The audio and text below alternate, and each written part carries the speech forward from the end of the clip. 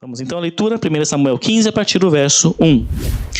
E disse Samuel a Saul: o Eterno enviou-me para te ungir rei sobre o seu povo, sobre Israel. Escuta, pois, agora as palavras do Eterno. Assim diz o Eterno dos Exércitos: eu me recordei do que fez Amaleque a Israel e da forma com que se opôs no caminho quando este subia do Egito. Agora, pois, vai e fere a Amaleque, e destruirás tudo o que tiver, e não lhe tenhas piedade em teu pensamento, mas matarás desde o homem até a mulher, desde os meninos até as crianças de mama, desde os bois até as ovelhas, e desde os camelos até os jumentos. E Saul fez anunciar isto ao povo, e enumerou-os com cordeirinhos 200.000 homens de pé, e 10.000 homens de Judá. Nós temos aqui essa Haftarah, ela tem um porquê de ser lida, né? Nesse Shabbat Zahor, né? Quem sabe já sabe dessa hora, depois eu vou comentar brevemente, né? Mas o que me chamou a atenção aqui nesse texto foi o início aqui, o versículo 1, né? Quando Samuel diz para Saul: o Eterno me enviou para te ungir rei sobre o seu povo, né? Sobre Israel. E a gente lembra de como isso ocorreu. Alguns capítulos antes, né? No capítulo 10, quando Saul é de fato ungido rei. E Samuel lhe deixa muito claro para o povo que vocês estão pedindo um rei. Esta não era a vontade do Eterno, ele seria o rei sobre vocês. Mas já que vocês insistem em desrespeitar, ele diz isso com essas palavras, o Eterno, então vou ungir um rei para vocês. E este rei viria a ser, no início, Saul, né? E isso me faz pensar em quantas vezes nós queremos fazer as coisas do nosso jeito, né? Nós queremos, às vezes, o nosso, ainda mais aqui no Brasil, o famoso jeitinho brasileiro, né? Não, mas eu sei que tem que ser assim, mas se eu fizer assim, eu acho que vai dar mais certo, ou vou conseguir mais rápido aquilo que eu quero, né? Essa semana que se passou, eu estou numa comunidade no Facebook de brasileiros no Canadá, né? Já fui para o Canadá algumas vezes e estou nessa comunidade lá.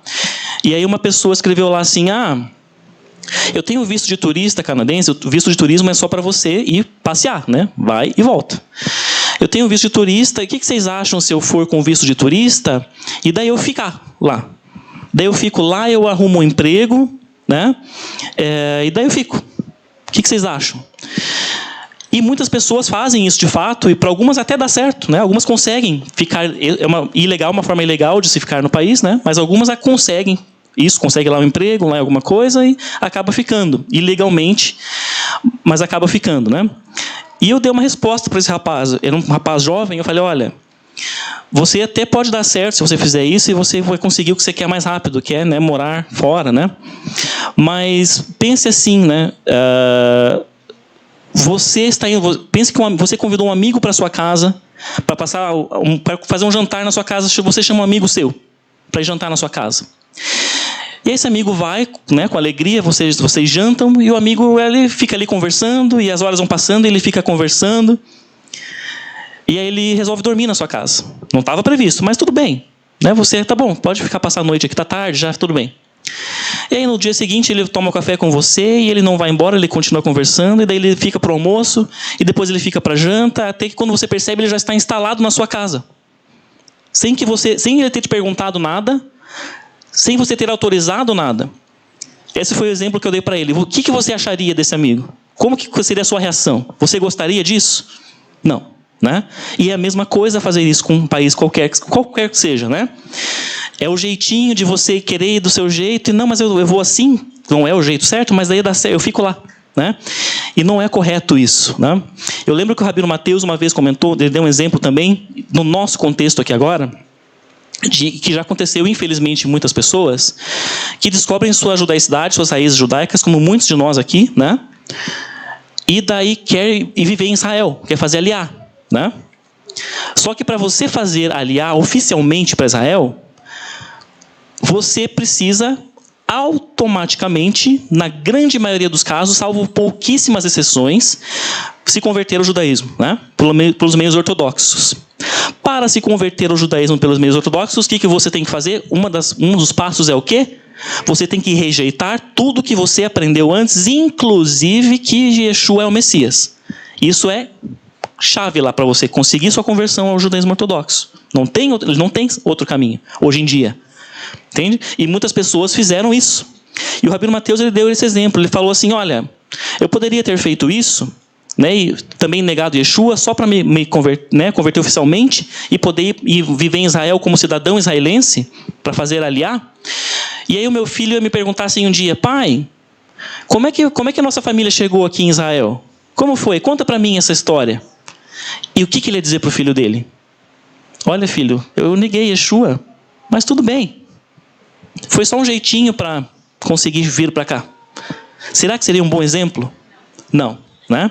E essa história aqui de Saul, ela me lembra muito disso, porque o povo queria um rei. Queremos um rei. Precisamos ter um rei.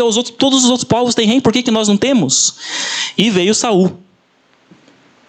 E quais foram as consequências? Não deu um ano, Saul já estava metendo os pés pelas mãos, né?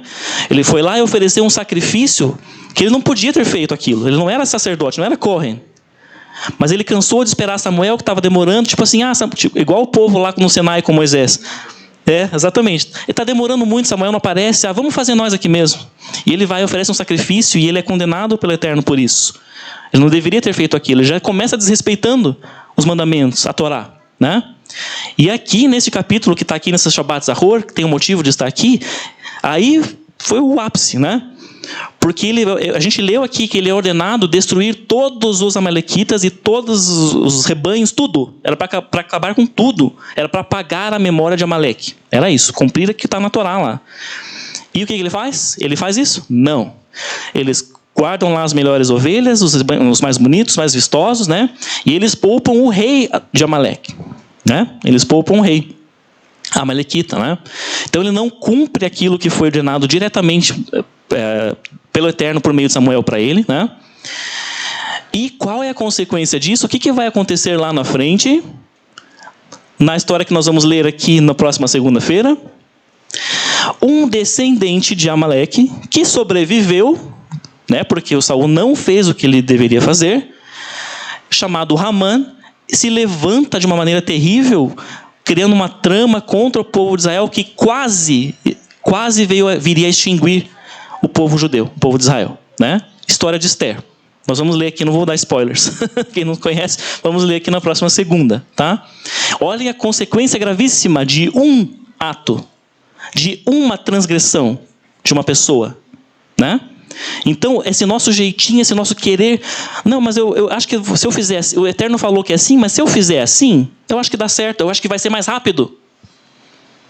Não tem boas consequências. Vamos nos atentar a isso. Amém?